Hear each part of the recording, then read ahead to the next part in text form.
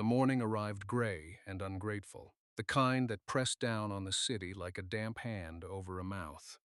Traffic on the avenue moved in slow, frustrated pulses. Horns called out to no one. Steam rose from a grate in the sidewalk and disappeared into nothing. He walked fast, the way men walk when they are used to the world rearranging itself around their pace. His coat was dark and expensive, his jaw set with the particular tension of someone who had already been awake for 4 hours and had already lost something. Not a thing he could name, not a wallet or a phone, but something quieter. A meeting had gone badly. Words had been said across a conference table that could not be unsaid. People he had trusted for years had looked at him with calculations instead of eyes, and he had felt, beneath the fluorescent lights of the 38th floor, profoundly and completely alone. He did not plan to stop anywhere. He was supposed to be back in the car, back on the phone, back inside the machinery of a life that ran on momentum and expectation. But he smelled coffee. Real coffee, not the polished, branded variety that waited in his building's lobby, and something in his chest simply gave way. The cafe was small, smaller than he expected. A handwritten menu on a chalkboard, 4 tables with mismatched chairs, a glass case holding pastries wrapped in wax paper.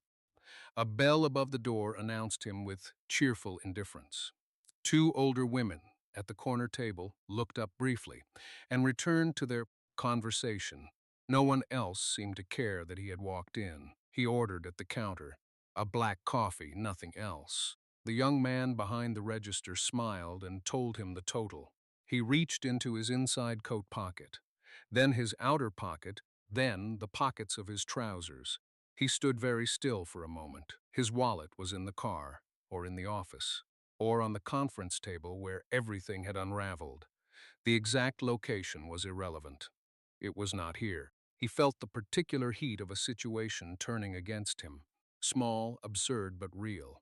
The young man at the register opened his mouth to say something helpful, something apologetic, the kind of careful words service workers use when the situation is awkward and they are unsure whose discomfort matters more. He did not hear those words, because from somewhere behind him, from the side of the room where the morning light barely reached, a voice spoke instead, soft, unhurried, entirely certain. "I have it." He turned. She was standing near the wall with a mop resting against her shoulder, her uniform pale with age and covered at the hem in the honest stains of work. She was already moving toward the counter, her free hand open, holding a small collection of coins she had clearly counted before offering them. She did not look at him when she placed them down. She looked at the young man behind the register and gave him a quiet, private smile. The coins made a soft sound against the counter. Not the sound of transaction, something quieter than that. The sound of a decision already made before the need arose, as though she had been carrying those coins not for herself, but for exactly this kind of moment. He stood still. He was not a man accustomed to stillness. His entire life had been constructed around motion, decisions, directives, the relentless forward pressure of someone who controlled rooms and calendars and other people's futures. But something in the simplicity of what had just happened stopped him in a way that a boardroom crisis had not managed to do all morning. She stepped back. She did not wait for acknowledgement. She did not glance up at him with any expectation of gratitude or recognition. She simply retrieved her mop from where it leaned against the wall and returned to the work she had paused, moving the mop in slow, even strokes across the floor near the window, where the morning light was finally beginning to reach. She moved through it without self-consciousness, without performance, the way people move when they have no audience in mind. He watched her for a moment longer than was polite. The young man behind the counter had already slid the coffee cup toward him. The transaction was complete. The world had moved on. There was nothing left to do but take the cup and go. He was already 20 minutes behind. There were people waiting. There were always people waiting. He picked up the cup. The coffee was plain. Ordered without thought, without his usual specifications, Just the first thing his mouth had said, when the morning finally allowed him to want something simple. It was probably nothing remarkable. But when he lifted it, it felt different than it should have, heavier, in some way that had nothing to do with weight. He turned toward her. She was still at the window, moving the mop in that same unhurried rhythm, her back half turned, entirely unconcerned with whether he was still in the room. "Thank you," he said. She paused. Not a long pause, just the small hesitation of someone surprised to be addressed. She looked over her shoulder at him, and he saw her face properly for the first time. She was younger than he had estimated. There were shadows beneath her eyes that did not belong to a woman her age, and there was something in her expression, not wariness, not eagerness, just a kind of steady, unguarded calm that was so utterly unlike every face he had encountered that morning that it struck him somewhere undefended. She gave him the same quiet smile she had given the young man at the register. Private, genuine, entirely without calculation. "It's just coffee," she said, and turned back to the window. He stood there a second longer than he intended. Then he walked to the door, pushed it open, and stepped back into the noise of the street. The morning light hit him differently than it had before. He could not explain why. He made it 3 blocks before he stopped. It was not a dramatic stop, not the kind where a man stands in the middle of the sidewalk with traffic swirling around him and something profound crystallizing in his chest. It was simply that he reached the corner where his driver was waiting, saw the black car idling against the curb, and did not get in. His hand was on the door handle. He stood there for a moment, and then he stepped back onto the sidewalk and told his driver to circle the block. He needed to walk. This was unusual. He was not a man who walked when he could be driven. He was not a man who lingered when he could be moving forward. Every minute of his life had been engineered toward efficiency, and standing on a sidewalk in the cold morning air for no productive reason was the kind of behavior his former self would have found incomprehensible. But something about stepping back into the noise of the street had felt wrong, and he needed a few minutes to understand why. He walked. The city moved around him. Delivery trucks, school children, a woman arguing quietly into her phone, a man selling coffee from a cart, and none of it touched him the way it usually didn't. He was accustomed to moving through crowds like a ship through water, everything parting slightly before him without contact. What he kept returning to was her face, not in a way he could easily categorize. He was not a man prone to being unsettled by beauty, and beauty was not precisely what had arrested him. It was the expression, that steady, unguarded calm, the complete absence of performance. Every person he had spoken to that morning had been performing something. His board members had been performing confidence. His legal team had been performing competence. The journalist who had ambushed him outside the building had been performing aggression. Even his assistant, who was genuinely good at her job and genuinely loyal, performed a kind of careful optimism specifically calibrated for his moods. The woman in the cafe had not been performing anything. She had handed over her coins without ceremony, without expectation, without even fully stopping what she was doing. She had smiled at him the way she smiled at the young man at the register, not because she recognized him, not because she wanted something, but simply because that was what her face did when someone seemed to need it. "It's just coffee." The simplicity of it should not have landed the way it did. He had, over the course of his career, received gifts that arrived in armored transport. He had had entire floors of hotels cleared for his comfort. He had been handed contracts worth more than most countries' annual budgets.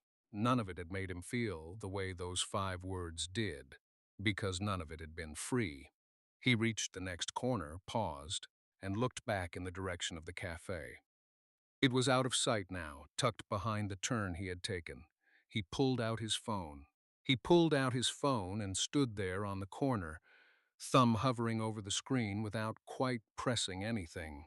He had meant to call his assistant, to tell her to send the car back to the cafe, to have someone bring cash, to handle it the way everything in his life got handled, efficiently, at a distance by someone else. But his thumb did not move. What would he even say? Send cash to the cleaner. He could already hear the careful pause on the other end of the line, the professional neutrality his assistant would employ to avoid asking the question she was clearly thinking. He could already see the follow-up, the envelope, the card, the note typed in a clean sans serif font, the whole transaction laundered of any human weight until it became simply another item processed and closed. He put the phone back in his pocket. The morning had been a sequence of failures that had nothing to do with money. He had walked out of a board meeting where three of the men across the table from him had been smiling too carefully, which meant they had already made a decision and were simply waiting for him to catch up. He had received a message from his brother, 2 sentences, toneless and brief, that managed to carry the full weight of a much longer argument they had never actually finished.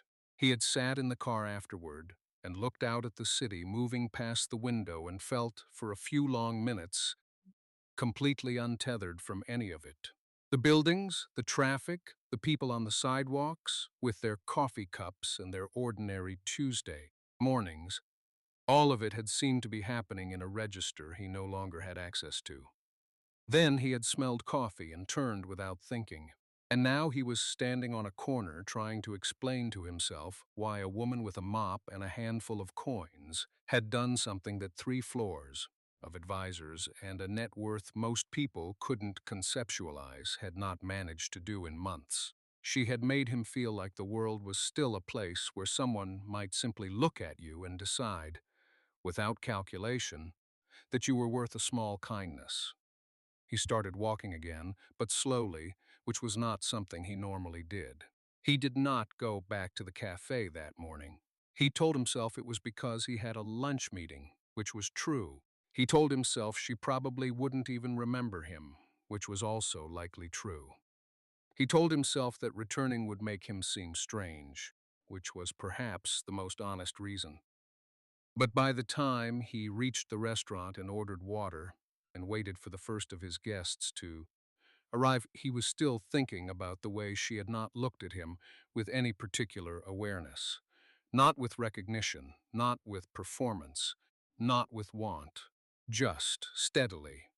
The way you look at someone when you aren't trying to get anything from them at all. His guest arrived. He smiled and stood and shook hands.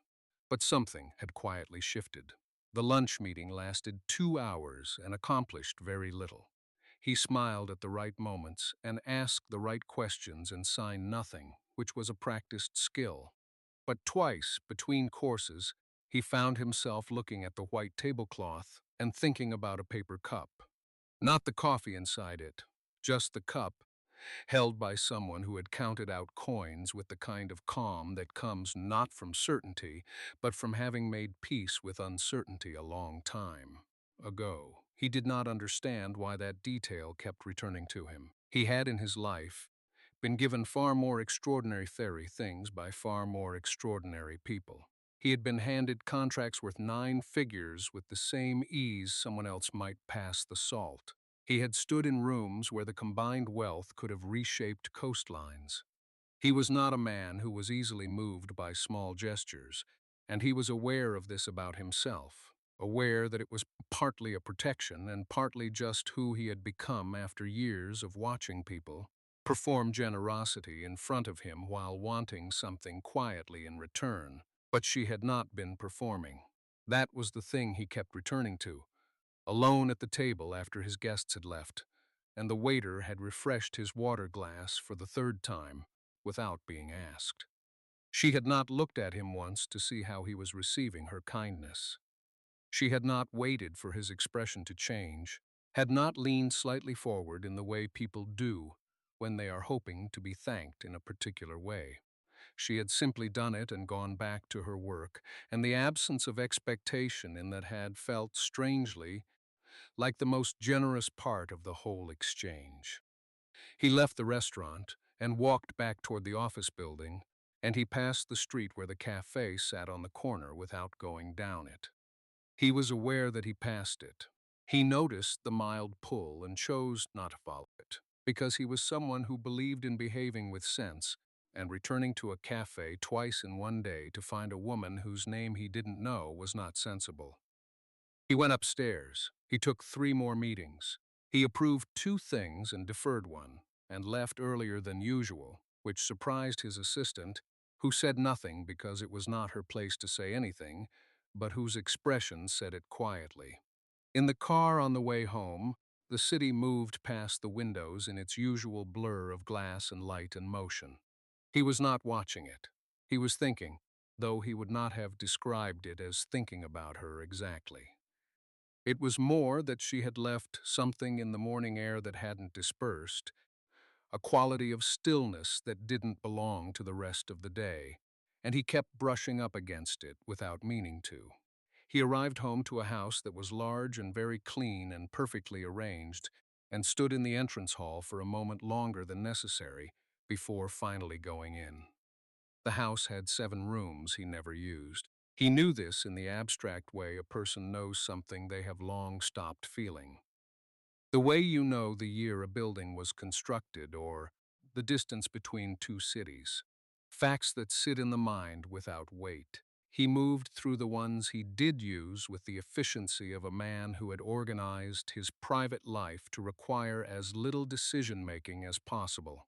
The same dinner at the same hour, prepared by someone who came in 3 times a week and left before he returned. The same chair, the same window, a view of the city that was impressive by every objective measure, and that he had stopped seeing approximately 2 years ago.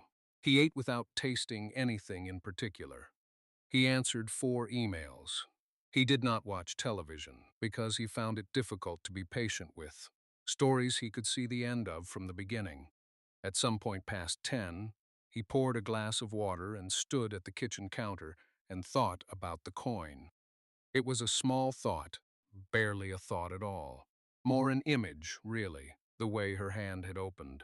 The deliberateness of it, the complete absence of performance. She hadn't looked at him to see if he was noticing. She hadn't looked at him at all, not in that way. She had simply done the thing, and then stepped back to whatever she had been doing before he arrived, and disrupted the ordinary order of her morning. He had been disrupting ordinary orders for a long time. He was aware of this. People adjusted themselves around him constantly, their tone, their posture, their expression. They became slightly more careful or slightly more eager depending on what they wanted. He had grown so accustomed to this that he had almost stopped registering it as a phenomenon. It was simply the weather of being who he was. She had not adjusted. He thought about going back tomorrow. The thought was immediate and uncomplicated, and for that reason it made him pause. He was not someone who acted on uncomplicated impulses. He was someone who examined them first, turned them over, found the angle he hadn't considered. So he examined this one. He wanted to go back to the cafe. He wanted to see whether the thing he had felt in the morning, that quality of being encountered honestly, of being briefly unknown, was real or whether it was something he had constructed from tiredness and an unusual moment and the particular angle of the light. There was a reasonable chance it was constructed. Exhausted people saw meaning in coincidences. He knew this about human psychology in general and had no reason to believe he was exempt from it. There was also a chance it was real. He left the glass on the counter and went to bed and lay in the quiet of a room that cost more than most people earned in a year and stared at the ceiling and thought with more precision than he intended about the exact quality of her smile. He went back the next morning. He told himself it was because the coffee had been good, which was technically true and also completely insufficient as an explanation. He had access to coffee made by people who had trained in Italy, people who had spent years learning to read the particular mood of an espresso shot the way a doctor reads a chart. He knew the difference. The coffee at the small neighborhood cafe had been decent, warm and honest and nothing more. He went back anyway. He arrived earlier this time. The morning rush had not yet built itself into anything, and there were only two other customers: an older man with a newspaper and a young woman typing furiously on a laptop with the expression of someone losing an argument with a deadline. He ordered at the counter. He paid this time, naturally, having checked his jacket pocket twice before leaving the car. He took a seat near the window, which he had not done the day before, and he waited without fully admitting to himself what he was waiting for. She came through the back door at 7:43. He noticed the time because he had just looked at his phone and then looked up, and so he had the information whether he wanted it or not. She was in the same faded uniform, or one identical to it, and she carried the same mop with a kind of comfortable authority, the way someone carries a tool they have made peace with. She did not look around the room the way people sometimes do when they arrive somewhere, checking to see if they are observed. She simply began her work at the far corner and moved methodically toward the center, and there was something in the unhurried quality of her movement that he found he could not stop watching. She had not seen him yet. He had a strange moment of awareness then, understanding that he was watching someone who did not know they were being watched, and that this was not entirely comfortable. It was not predatory, it was something else, something closer to the experience of hearing music from another room. You don't own it, you didn't arrange for it, it simply reaches you through a wall, and you go still because of it. She turned. She saw him at approximately the same moment he looked down at his coffee, which meant that, when he looked up again, her expression had already settled into recognition and something more difficult to read. Not suspicion. Not warmth either, not yet. Something careful and considered, like a person deciding whether the weather is worth remarking on. She gave a small nod. Polite. Measured. The nod of someone who remembers a face but has decided not to make anything of it. He returned it, just as measured. Neither of them spoke. She resumed her work. He turned toward the window and drank his coffee slowly, and thought about how strange it was that the most interesting conversation he'd had in recent memory had contained almost no words at all, and what that said about everything else. He came back the next day. He told himself it was the coffee, which was not a lie exactly. The coffee was genuinely good, the kind of quietly excellent thing that exists in small places, precisely because no one is performing excellence. They are simply making it. But he sat at the same table, the one nearest the window with the slight wobble in its leg that he'd noticed the first time, and he was aware that the table's location offered a clear view of the back corridor where the cleaning cart was kept, and he was honest enough with himself to find that notable. She appeared 20 minutes after he arrived. Not dramatically. Not in the way that people appear in the kinds of stories he imagined other people told about their lives. She simply came around the corner with the cart ahead of her. Headphones around her neck this time rather than in her ears, and a small crease on her left cheek from what might have been a coat zipper or might have been a nap she'd managed somewhere in the hours before her shift. She did not look immediately in his direction. She started near the far windows, the way someone does when they have a system and the system works, and they see no reason to deviate from it for any particular reason. He watched her work without watching her, which is a skill that requires a certain amount of practice. The peripheral attention of a man accustomed to being in rooms where noticing too much invites complications. She moved efficiently, not hurriedly. There was a quality to the efficiency that he recognized from people who have made a particular peace with their work. Not resignation, not enthusiasm exactly, but a kind of settled competence that carries its own dignity. She straightened chairs as she passed them. She wiped a table twice in one spot where something had been spilled and dried into something stubborn. She paused once to look at the small chalkboard menu near the counter, with an expression that suggested she was reading it not for the first time, but perhaps thinking about one specific item on it with something like private calculation. He thought about that. about what it looked like to stand in front of a menu and do math in your head that had nothing to do with deciding what sounded good. She reached his section of the room and glanced up briefly, registered him, and returned her attention to the table she was wiping. No nod this time. Something slightly different, the absence of the careful neutrality she had offered yesterday. Not warmer, precisely, but less effortful, as if she had done the calculation already, and this time there was nothing to decide. He said, quietly enough that it wouldn't carry to the counter, "The coffee is good." She looked up again. There was a pause that was not quite a silence. A bus passed outside. Someone laughed behind the counter, and then she said, "It's the same coffee it's always been." It was not unkind. It was also not the end of it. He almost smiled. "That's not what I meant." "I know what you meant." She moved to the next table, folding the cloth once before she used it. "You meant it's better than you expected, because you didn't expect much." It was said without sharpness, but it landed with a quiet precision that made him sit straighter. He watched her work. She had a method, not mechanical, but practiced. Each motion efficient in the way that things become efficient, not from training but from necessity, from the knowledge that there is always more floor and never enough time.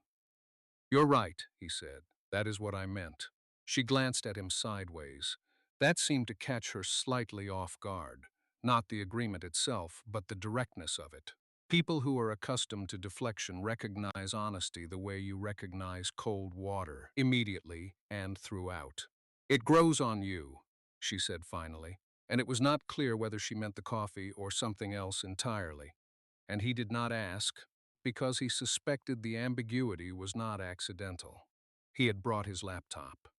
It sat open in front of him with 3 documents he had meant to review and had not touched.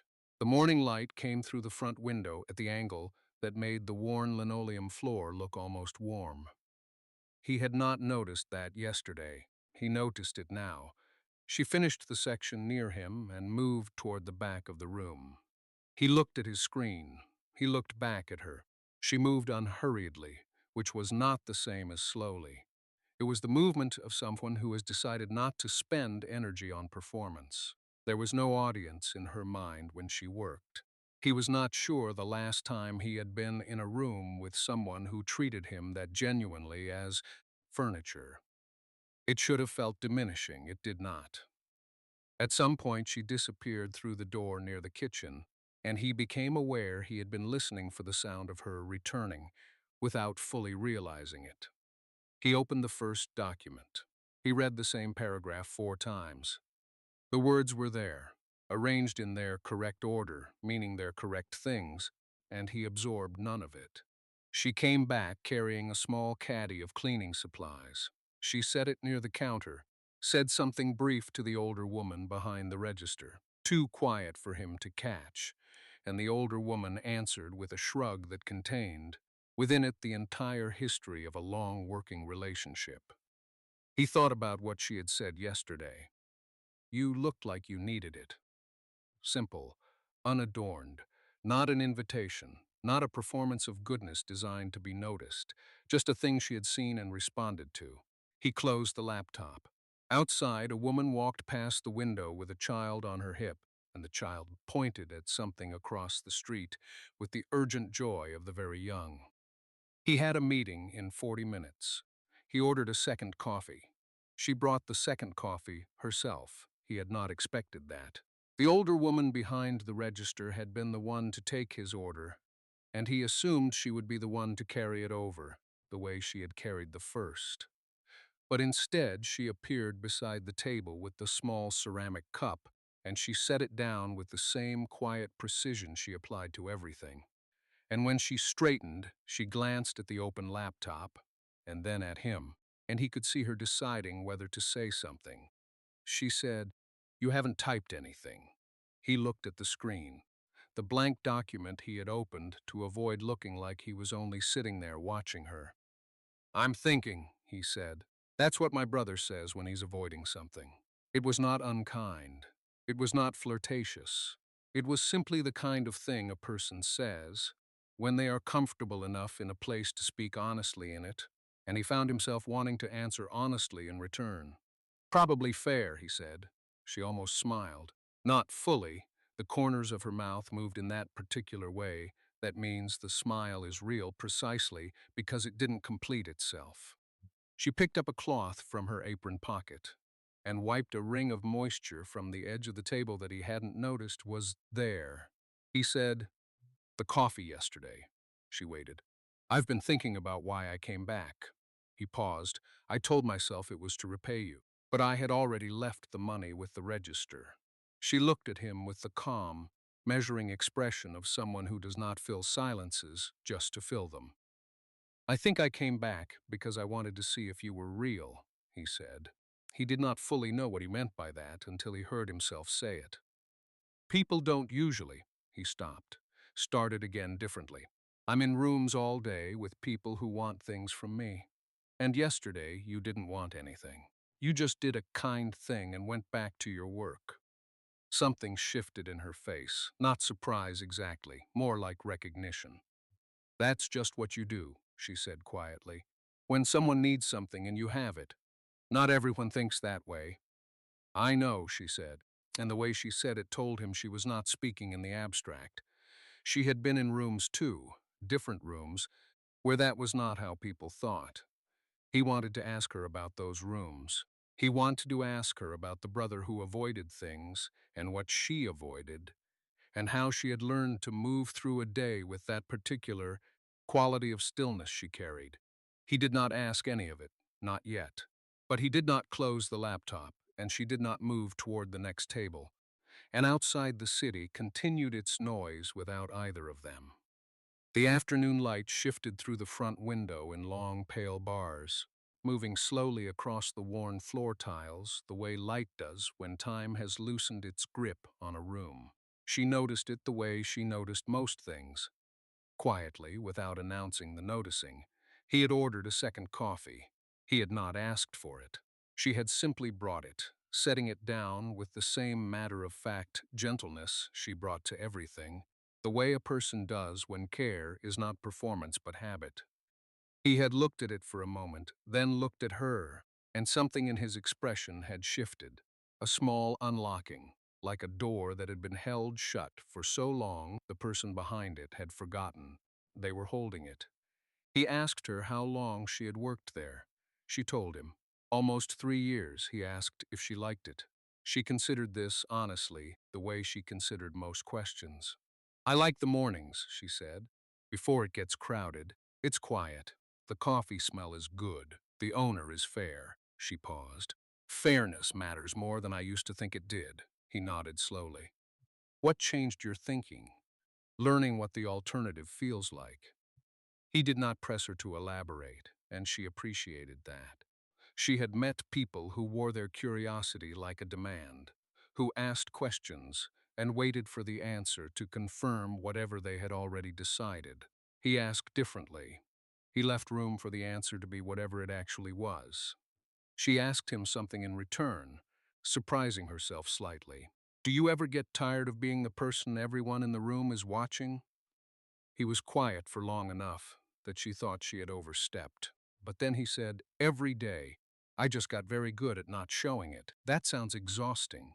"It is," he said, and the simplicity of agreeing with her, not deflecting, not redirecting, not offering a version of himself that was easier to look at, cost him something she could tell. It was the kind of honesty that came at a price. The lunch crowd had thinned. The other cleaner had covered her section without being asked, which she would thank her for later. The manager had not appeared, which meant he was in the back doing inventory, and had not noticed the amount of time she had spent not moving. She would need to move soon. She knew that. He seemed to know it too.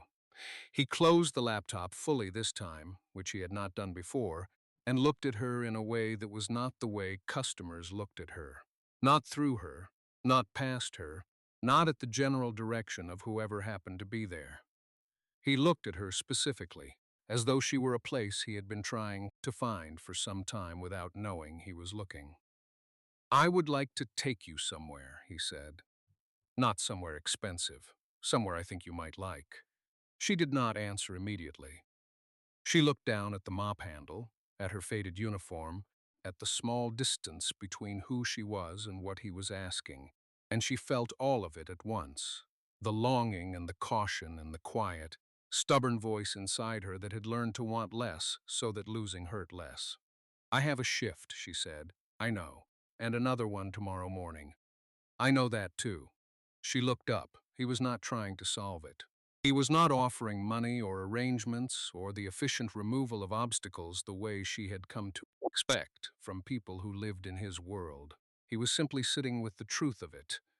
The way she had sat with his truth that day, he stood at the counter without his wallet, red-faced and human.